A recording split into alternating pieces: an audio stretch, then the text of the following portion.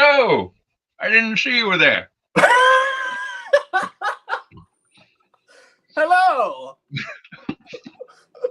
and a good morning to you. And a good morning to you. Good morning. Good morning. I do say good morning. Be on your way. Hi, my name is Pixel. Welcome to Pixel Lore. Here for the very first episode of the Pixel Book Club, joined by my friend Landry Walker. And we're here to talk about The Hobbit. Yes, this is definitely a reread for the both of us. And to everybody who clicked on this video thinking that you were going to hear me do a Gandalf impression for 2 hours, you are mistaken. I am not reading word for word this book. I'm sorry. Out loud to you, I mean. I am reading for myself. So I get the Gandalf impression. Ha. But yes. After finishing all of those animated tales, we decided it was time to dip back into the source, as it were. Yes, and we did, and we have. We have to talk about it. Three chapters. I almost did start this video off by saying that first line. In the hole in the ground there lived a hobbit. It's so simple, so to the point, and then it goes on and on about kitchens and pantries and many, many doors. I dropped my book today. You dropped it? I dropped it. I was sad. This is the first time I've actually read this copy, and then I dropped it. Got a little dent. A little damage, but I guess that's books. That's what happened. Books are for using. That is true. However, I will not be the sort of person who... Yes, you can brag. You have the big, nice copy. I have a little copy right here. I want to get one of those, and if I had one of those, I would have been reading it and keeping this one in its precious space on the shelf, and it wouldn't be dented now. But where would the fun in that be? Point. It's for reading. Right. So we're at an unexpected party, then, aren't we? Yes, we are. That's a good place to start. It really is a great little opener. I often forget, because of how we consume the story in other media, how it's really a story being told to us. It's not the perspective of Bilbo, not really. No. I know the real world in-universe conceit. Yeah, sure. The in-universe conceit that Bilbo wrote this. Yeah. But you don't feel that because it's really a translation, and thus it's also Tolkien telling us the story. Yeah. And I mean, it is an absolutely beautifully done introduction. It starts off with just assumptions that you're going to understand the world. Gets just deep enough into it, go, whoa, what's a hobbit? Oh, let me tell you about that now. And just such a wonderful few pages tells you really everything you need to know about the world, because the world is Bilbo at this point, and everything else, as this does, follows in similar footsteps of things that we might see in, say, Wizard of Oz or Alice in Wonderland. It's a stranger in a strange land. Bilbo is he is us in the story, and he is witnessing every chapter. He is encountering something else marvelous and amazing about Middle-earth, and we are learning it through him. He's never been outside his home. We've never been in this world either. Together, we are in this world for the first time. And what a great way to start it off, by having his world literally intruded by the fantasy. They burst into his house and take it over and take him away. Yes. And you do get, and I have a brother who, while he does love The Lord of the Rings, he said that he couldn't get through reading The Hobbit, and I'll never understand that, because he didn't like the songs. I like the songs. The songs get to me. I love the songs. I think the songs are key. The Hobbit is a joyful story until it isn't. The Hobbit is it's focusing just on these 3 chapters because that's kind of important for what we're doing here. Yes. This is a joyful way to introduce a story. It is about somebody going out of their comfort zone, being pushed out of their comfort zone, but also on some level being excited and craving to go outside of it and conquering that apprehension and just doing it.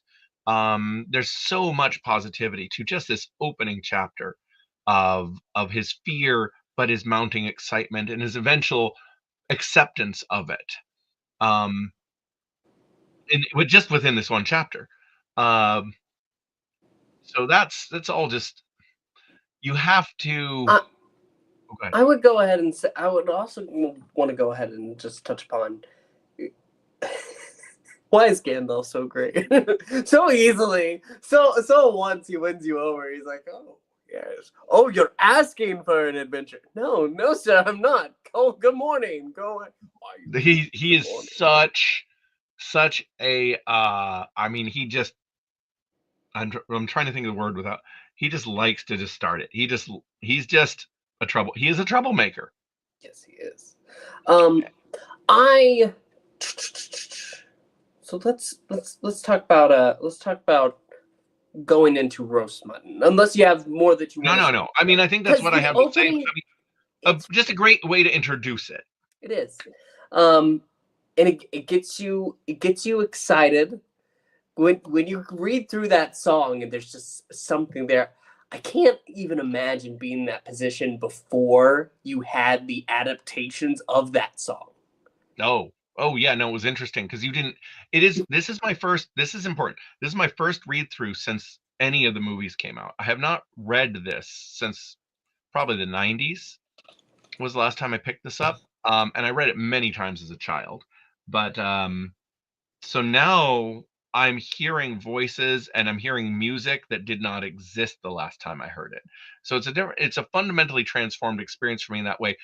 In some ways that was interesting. In other ways, I found that depressing because I wasn't creating my own internal voices. I wasn't manifesting them out of some idealized ether. I had them pre-programmed for me, and there was a little bit of a loss for me with that. As beautiful as the songs are, like I love the way the songs are presented in the first Hobbit movie. I love it's some of my favorite stuff in the Tolkien movies. But I don't know that I want them written for me by somebody else when I read a book. So for me as a reader, it's hard for me to put music to written songs. So that helps me. Sure. Especially because if you hear Tolkien go ahead and because there is a track where he's going through far over misty mountains and he's basically reading it off. And while I respect that, he's the one who wrote it. It's a song. It's a song, and I should feel the music. So here's something interesting. I didn't remember. The dwarves all bring out instruments. No, Yep. These dwarves don't have weapons at this point. None of them packed swords. They don't own them. No. They literally don't own.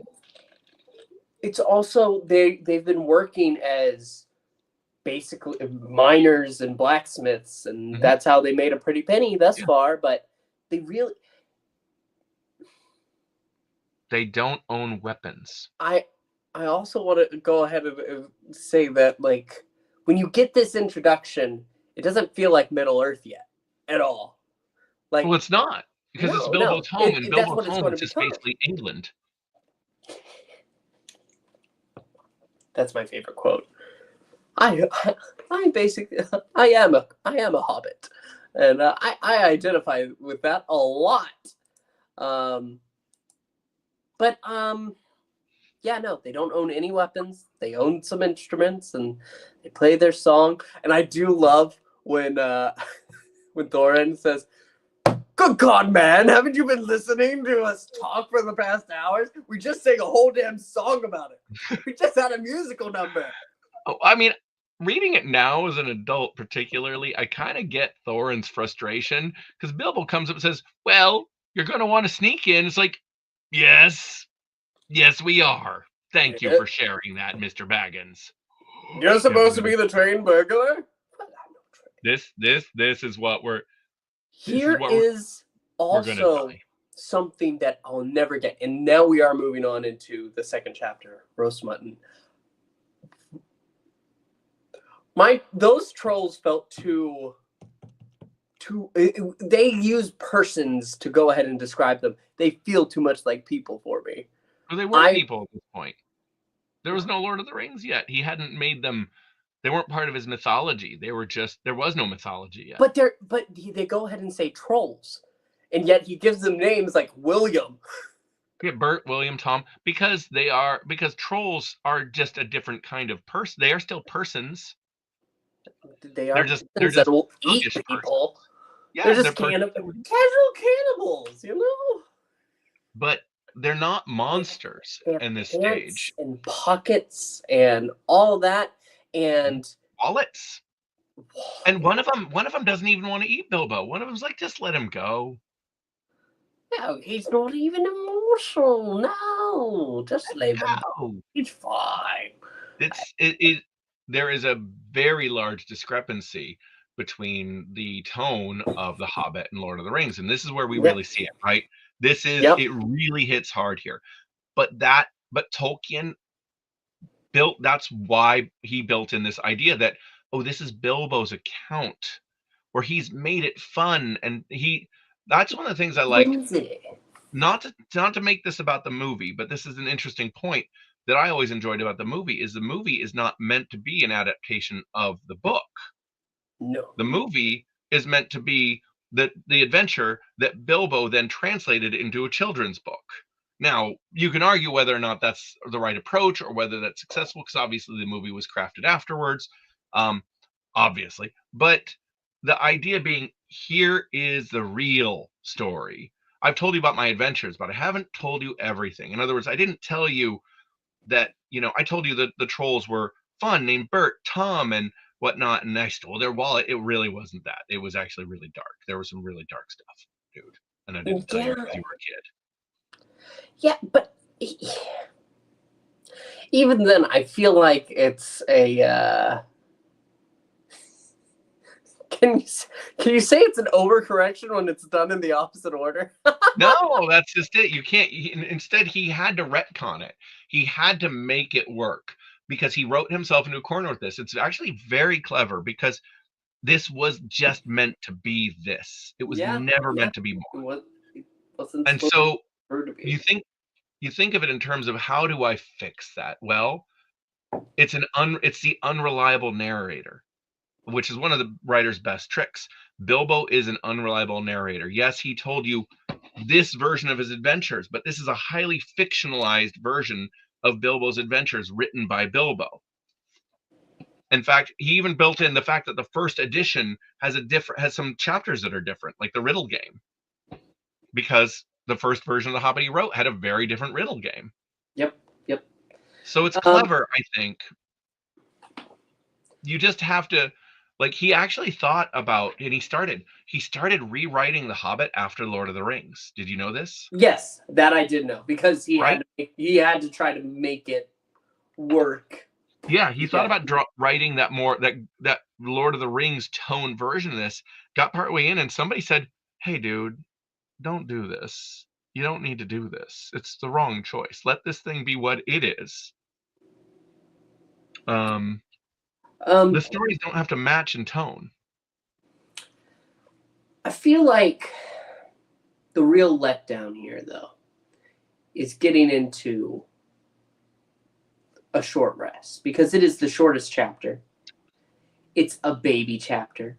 It's good. I love, because it's not your common sense of elf, and I know that we get a lot of elven fantasy culture later on is obviously inspired by this. Yeah. But there's something uniquely characteristic about these elves are jerks, because they're fun. They're teasing. They're having a good time. I mean jerks in the really nice, like your friends are jerks kind of way. Yeah. They're like, look at Bilbo. He's going to be too fat to eat. He's going to eat all the cake. Ha ha ha! Fat Bilbo ate too much cake. Can't get the keyhole. Like, Yeah. damn. But they're having a good time about it. They have a lovely little song. Oh, where are you going? The horses need shoeing. It's really fun. I like Elrond at once has just a warmth that later on will be different. But for this, it's really nice. No, it's actually really, I didn't realize how short that chapter was. And I will say this. It was always, when I was younger, the chapter that the elves did not interest me as a kid. This, I now in the last few, since about the time since you and I started doing podcasts together on Doctor Who, obviously instead of this, I started going in deep on lore. I started getting into Silmarillion. I really hadn't been into that stuff before as much as I'd been into the Tolkien world when I was much younger. I wasn't into the lore. The stuff that always bored me most was the elves. And now that's not true. Now I understand the elves, and now I find the elves interesting, but I didn't understand them when I was younger, and so I didn't gravitate towards it. Dwarves I liked, hobbits I liked, that's it. Pretty much nothing else. So this chapter is nice. It is a short one, but it's just what it needed to be, I would say. It gives you just enough to go. And the funny thing, it's actually the longest for Bilbo. It's 14 days. They're in Riverglow 14 days for like 5 pages. And then 14 days passed.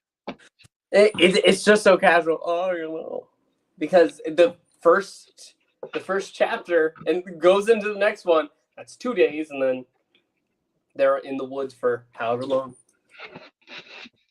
Yeah. But no, like going ahead and reading it again, it is a joy. I'm very, very glad that we've decided to go ahead and take this journey. Yeah, I think that this has been a real one, just beautifully nostalgic for me, but also a really good reminder of the present, the way as an author you disseminate information. Tolkien, everything Tolkien gives you, he does so playfully. Like it is like, look how fun this is going to be. Let me show you this fun thing. Let me tell you this fact about trolls and just how fun it is. Yeah, no, because one of my things because you are a writer, but in my dabblings of trying to go ahead and write, I'm very self-conscious to the point that I have nothing. But this is a good example of just not being self-conscious, of just because Tolkien, he wasn't an author before this. He of course was Tolkien and all that goes with that, but he just went ahead and just played with it. It's playful. It's fun. It's like it's almost adorably written. Like everything is so just whimsical, it's ridiculous. The fact that the troll's wallet yells at Bilbo. Yeah, never brought up again. But you know what? There's a reason, because if it's connected to the troll, I guess it also turns to stone. Because he makes a mention of something that they had let go or dropped, and the only reason that they're able to go ahead and grab hold of it is because the trolls weren't holding it when they turned to stone. Also, just one more going back to Gandalf, because he does make his first disappearance or reappearance here. What he is wearing is very different from what we're pretty much used to at this point. Well, he's got the scarf. I always loved that he had a scarf. But his hat is blue. Oh no, that to me that is the weirdest thing, that Gandalf's hat is gray.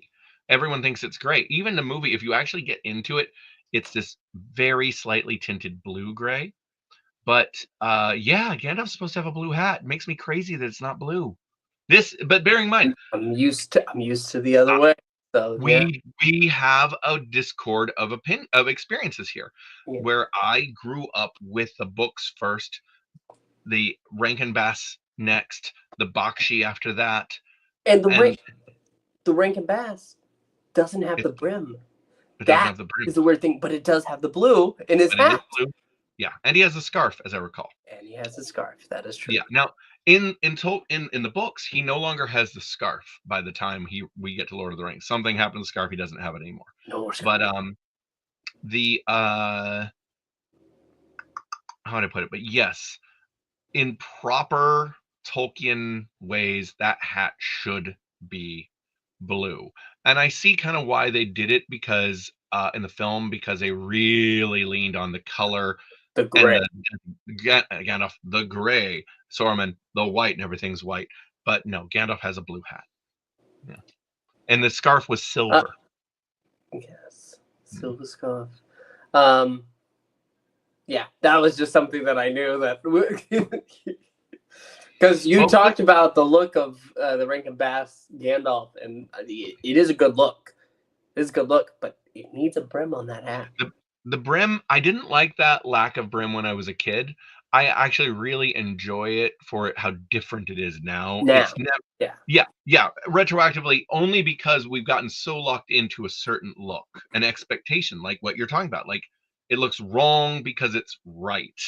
But in the case of the brim, I just, at this point, I want to see every version make up a brand new look for these characters. Like, do a remake or whatever and make them look fundamentally different.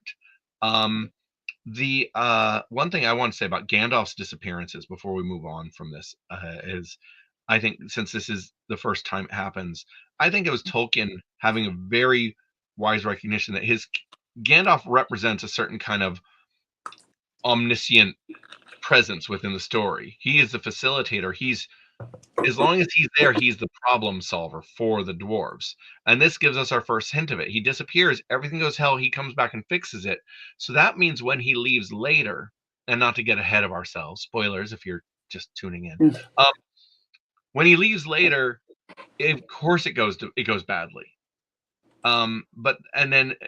That's what. Well, we'll talk about this when we get to it, because I have a lot to say. But this is Gandalf's disappearance is a really important precursor for something that it's set up for what happens later. This is like just this little fragment. Just like something I want to say about the first chapter. One last thing. I only realized this a few years ago. Gandalf had the dwarves show up one at a time on purpose at Bilbo's house. You know how we know that? No. That's what he always does. And we'll get to that in later chapters. We'll get to that. Well, we'll have to see because watch for that. Because it might be the dwarves don't seem to have that way though. They don't think that way. Oh no, you just wait. You're going to see. Trust me. But you know what? The greatest adventure is what lies ahead. That song was going through my mind. You know how I read it though? I went ahead. There is a YouTube channel called Ambient Worlds, and basically what they do is they play music from soundtracks, and they have elemental scene sounds going on. So no voices or anything, but you'll have the tweeting of birds, and every time I could hear Concerning Hobbit starting to play, I was like, "Yeah, this is good." I was feeling. Can you send me that? Send me that link. Absolutely. I want to check that out. 6 hours long. I'll send you the channel, because honestly, they do like Star Wars ones, they do all sorts, and it helps awaken the imagination.